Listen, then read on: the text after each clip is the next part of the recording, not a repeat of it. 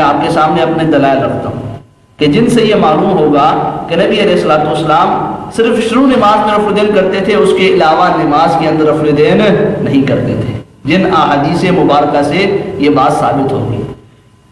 ٹھیک ہے، تو اب میں آپ کے سامنے اپنی پہلی دلیل رکھتا ہوں. یہ ہماری پہلی دلیل ہے، آپ دیکھ سکتے ہیں صحیح ابو عوانہ سے.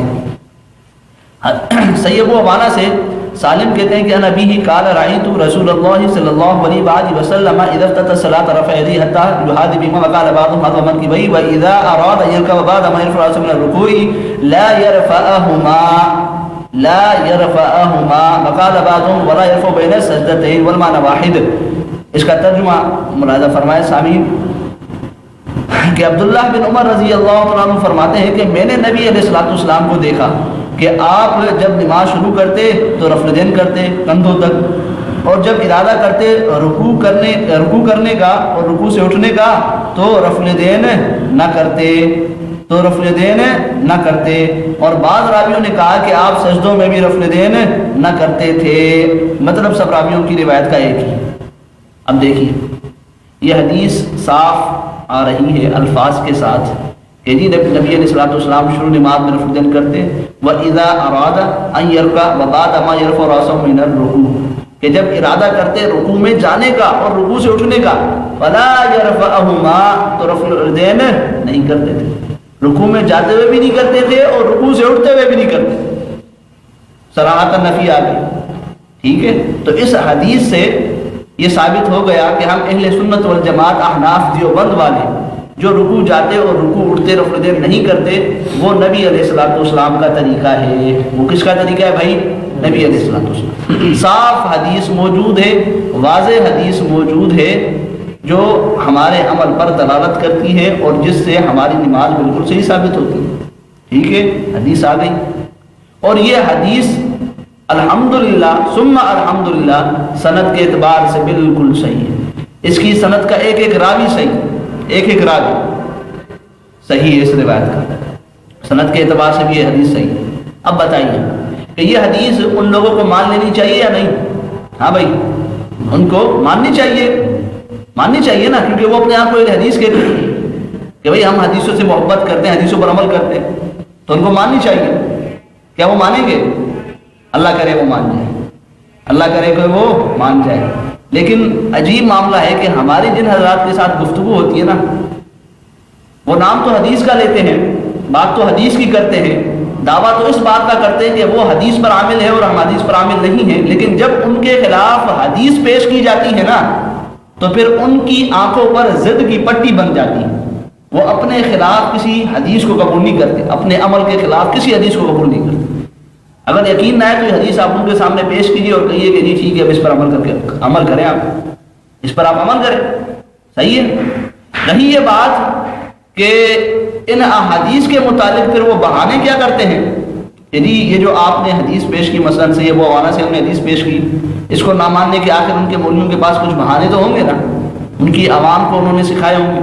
تو آخر وہ بہانے کیا ہیں، وہ اعتراضات، وہ شکوک، وہ شبہات کیا ہیں؟ تو دیکھیے پہلا جو وہ عموماً ایک عوام الناس کے ذہن میں ان کی جو وہ بات کرتے ہیں ہمارے جو ہے لوگوں کے سامنے، ہمارے طلباء کے سامنے کہ جی آپ نے حدیث پیش کی کہاں سے؟ صحیح ابو عوانہ سے. ٹھیک ہے، آپ نے کہاں سے حدیث پیش کی؟ صحیح ابو عوانہ سے. وہ کہتے ہیں کہ ہم نے بخاری سے پیش کی، آپ نے صحیح ابو عوانہ سے پیش کی، آپ بخاری سے حدیث پیش کریں. ان کا عمومی جو ان لوگوں کا مزاج بنا ہوا ہے نا، جو ان لوگوں کا ذہن بنا ہوا وہ یہ بنا ہوا کہ جی ہم نے تو بخاری کی حدیث پیش کی، آپ نے صحیح ابو عوانہ کی حدیث پیش کی. ٹھیک ہے، یہ اب ان کا عمومی ذہن بنا ہوا. دیکھیں عجیب بات ہے، اب جواب کو سمجھیں. عجیب بات ہے نا، عجیب بات ہے. کیا عجیب بات ہے کہ پیش حدیث کی جا رہی ہے. بھائی پیش تو حدیث کر رہے ہیں نا صحیح ابو عوانہ سے، یا کسی امام کا قول پیش کر رہے ہیں، حدیث پیش کر رہے ہیں نا، لیکن پھر بھی نہیں مانتے. اور نام وہی کہ ہم اہل حدیث ہیں، ہم حدیث پر عمل کرنے والے ہیں، آپ لوگ حدیث پر عمل نہیں کرتے. عجیب بات ہے. ٹھیک ہے، تو ہم نے صحیح ابو عوانہ سے جو حدیث پیش کی وہ اس لیے نہیں مانتے کہ صحیح ابو عوانہ سے پیش کی. بھائی اگر تو نبی علیہ الصلوۃ والسلام نے یہ پیمانہ آپ کو دیا ہے، نبی علیہ الصلوۃ والسلام نے یہ پیمانہ آپ کو دیا ہے کہ اگر بخاری سے میری حدیث آئے تو ماننا، صحیح ابو عوانہ سے آئے تو نہ ماننا، اگر یہ پیمانہ نبی نے دیا ہے ٹھیک ہے آپ پیش کریں، ہم انشاءاللہ پھر بخاری سے پیش کریں گے، اور یہ اگر پیمانہ نبی نے نہیں دیا تو خدا کے بندو نبی کی حدیثوں کا انکار کرنا تو چھوڑ دو، ان اپنے بناوٹی اصولوں سے نبی کی حدیثوں کا انکار کرنا تو چھوڑ دو۔ کیوں امت کو گمراہ کر رہے ہو؟ کہ جی ابو عوانہ، بھائی امام بخاری بھی اپنی بات تو نہیں کہہ رہے نا، سی ابو عوانہ بھی تو ابھی اپنی بات نہیں کہہ رہے، دونوں نبی کی بات کہہ رہے، ٹھیک ہے، دونوں نبی کی بات کہہ رہے۔ بس یہ کہنا کہ نہیں بخاری کی ہے تو مانیں گے، ابو عوانہ کی ہے تو نہیں مانیں گے، یہ عجیب تو کہیں، یہ عجیب بات۔ تو یہ ایک عموماً وسوسہ ڈالتے ہیں، پہلا ان کا بہانہ یہ ہوتا ہے حدیث کو نہ ماننے کا۔ دوسرا بہانہ ایک یہ بناتے ہیں اس حدیث کے متعلق، یہ آپ دیکھ لیں سی ابو عوانہ کو کہ جی کہتے ہیں کہ جی اس میں جو باب ہے نا، امام ابو عوانہ نے جو باب باندھا ہے وہ رفع الدین کرنے کا باندھا ہے، نہ کہ نہ کرنے کا۔ کس کا باندھا ہے؟ رفع الدین کرنے کا، تو حدیث بھی وہ کرنے کی لائیں گے نہ کہ نہ کرنے کی، تو حدیث کرنے کی نہ کہ نہ کرنے کی بقول ان کے، ٹھیک ہے، یہ ایک دوسرا بہانہ ہے ان کا۔ تو اس کا جواب بھائی یہ ہے کہ دیکھیں اب بات حدیث سے نکل کر کہاں جا رہی ہے؟ امام کے عنوان کی طرف، امام کے باب کی طرف، امام کے دیے ہوئے مضمون کی طرف، حدیث سے نکل کے، ٹھیک ہے نا۔ جو لوگ ہمیں یہ طعنہ دیتے تھے کہ آپ لوگ حدیث کے مقابلے میں کیا پیش کرتے ہو؟ امام ابو حنیفہ کا قول پیش کرتے ہو، اب وہ کیا پیش کر رہے ہیں؟ اب وہ بھی امام کے باب کو پیش کر رہے ہیں، اب وہ بھی امام کے باندھے ہوئے عنوان کو پیش کر رہے ہیں، ٹھیک ہے۔ اپنے اصول کی خلاف ورزی خود کرتے اور پھر بھی نام ان کا اہل حدیث، وہ امام کی بات پیش کریں پھر بھی وہ اہل حدیث، اور ہم حدیث پیش کریں پھر بھی ہم مقلد، ہم امام ابو حنیفہ کی جو ہے کیا کرتے ہیں؟ پیروی کرتے ہیں، اماموں کے قول پیش کرتے ہیں۔ عجیب بات ہے۔ محدثین جو یہ باب باندھتے ہیں یہ کوئی قاعدہ کلیہ نہیں ہے کہ اس باب کے تحت صرف وہی حدیث لائیں، یہ کوئی قاعدہ کلیہ نہیں ہے، ٹھیک ہے۔ جیسے میں نے مثال دی کہ سورۃ النساء قرآن میں ہے نا، سورۃ النساء، کیا مطلب؟ نساء کے کیا معنی ہیں؟ عورتیں۔ تو کیا اللہ رب العزت نے سورۃ النساء میں صرف عورتوں کے مسائل ذکر کیے؟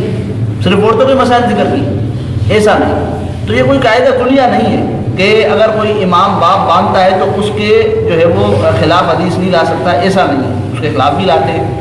مثلا آپ دیکھیں یہ بخاری شریف ہے، بخاری شریف میں یہ آپ دیکھ سکتے ہیں کہ امام بخاری رحمۃ اللہ علیہ نے یہ باب قائم کیا، آپ دیکھ سکتے ہیں کہ باب البول قائما وقاعدا، کہ کھڑے ہو کر اور بیٹھ کر پیشاب کرنے کا باب، ٹھیک ہے، یہ باب ہے۔ اب آپ دیکھ لیجئے اس باب کو کہ اس میں بیٹھ کر پیشاب کرنے کی کوئی حدیث نہیں، بیٹھ کر پیشاب کرنے کی کوئی حدیث نہیں لایا امام بخاری، حالانکہ باب باندھا ہے کہ کھڑے اور بیٹھ کر پیشاب کرنے کا باب، لیکن حدیث نہیں لائے۔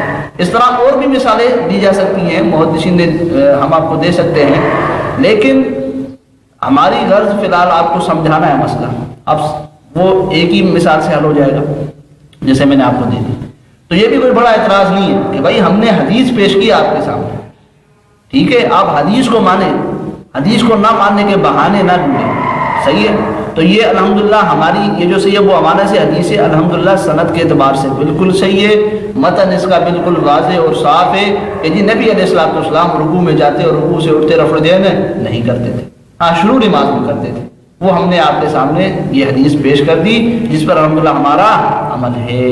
یہ حدیث نمبر 1 تھی۔